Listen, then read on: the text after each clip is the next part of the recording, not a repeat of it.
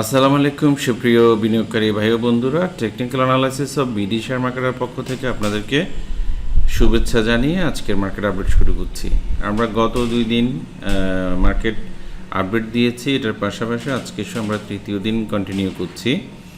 তো যতটুকু আজকে বলবো এটা আপনারা একটু মেনে চললে আমার মনে হয় আপনারা নিজেদেরও ভালো হবে, মার্কেটের জন্য ভালো হবে। তা আমরা গত কালকে যে মার্কেটটা দেখেছিলাম সেখানে আমরা বেশ ভালো রকমের একটা ভলিউম পেয়েছিলাম। সে ভলিউমটা অন্যান্য দিনের চেয়ে অনেক বেশি ছিল, মানে এর আগের দিনের চেয়ে ডবল ছিল, অলমোস্ট 417 কোটি টাকা। আজকে সেটা কিন্তু নেমে গিয়ে একেবারে 313-তে, যে 100 কোটি টাকা আজকে ট্রেড কম হয়েছে। তো আমরা বাজারের চিত্র দেখলে বুঝতে পারছি কেন কম হয়েছে। পাবলিক বেচতে পারেনি, বেচতে না পারার কারণে শেয়ারে শিফট করতে পারেনি, নতুন টাকা তো আসার প্রশ্নই আসছে না।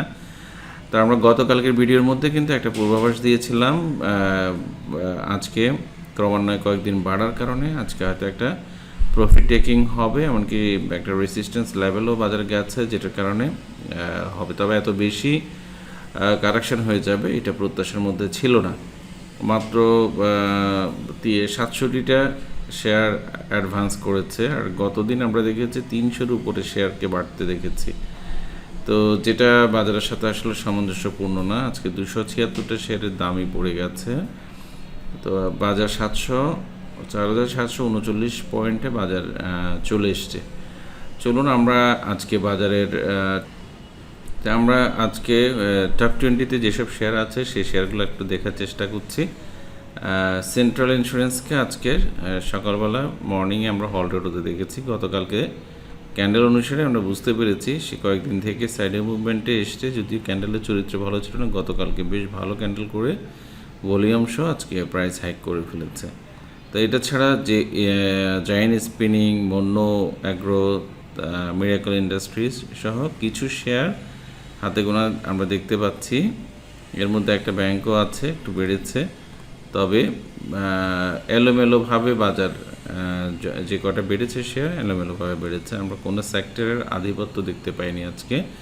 গতকালকে যেসব সেক্টরগুলো খুব আধিপত্য বিস্তার করে বেড়েছিল, আজকে সেগুলোর কিন্তু চরমভাবে পতন হয়েছে। তার মধ্যে আমরা আইটি সেক্টরকে গতকালকে অ্যাড্রেস করেছিলাম। আইটি সেক্টর আজকে একটু বেশি পতন হয়েছে, যেহেতু গতকালকে কয়েকটা শেয়ার হল্টেডও ছিল।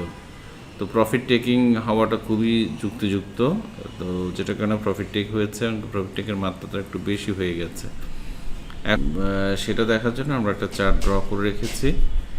এই চার্ট অনুসারে গতকালকে আমাদের এটা ছিল আমাদের একটা অর্ডার ব্লক, যেখানে একটা সেলের নির্দেশনা ছিল। তো সেটাই শুরুটাই হলো 4783 থেকে একেবারে 4822 পয়েন্ট পর্যন্ত, যেটার ছিল। কিন্তু আজকে যেভাবে প্রেশারাইজ করে মার্কেট পড়ে গেছে, সেটার কারণে কোনোভাবেই আমরা যুক্তিযুক্তভাবে আগামী দিন মার্কেট বাড়বে এই কথাটা বলতে পারছি না।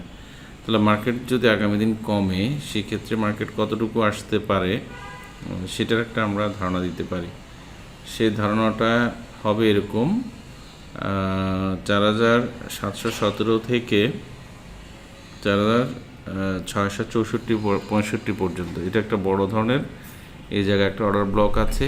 এই টোটাল জায়গাটার মধ্যে এসে মার্কেট যদি দাঁড়িয়ে ঘুরে যেতে পারে এই জায়গাগুলো থেকে, তাহলে আমরা পুনরায় আবার মার্কেট নিয়ে চিন্তা করতে পারবো।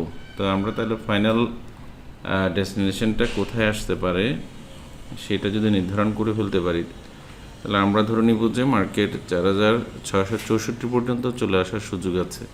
তো সেটা হয়তো একদিনে আসবে না, আজকে বেশি পড়েছে, আগামী দিন বা পরে একটু কম করে হলে পড়বে।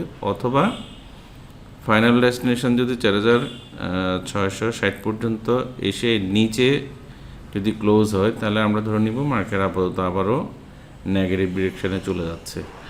আর যদি আগামী দিন আবার এটা পুনরায় বেড়ে, ভলিউম যেহেতু মোটামুটি ভালো, খারাপ, খুব বেশি খারাপ করেনি, প্রফিট টেকিং শেষে যদিও বাই করেনি, এটার পরে আমরা এখন একটা রেসিস্ট্যান্স লেভেল এখানে পেয়ে গেছি সাময়িকভাবে।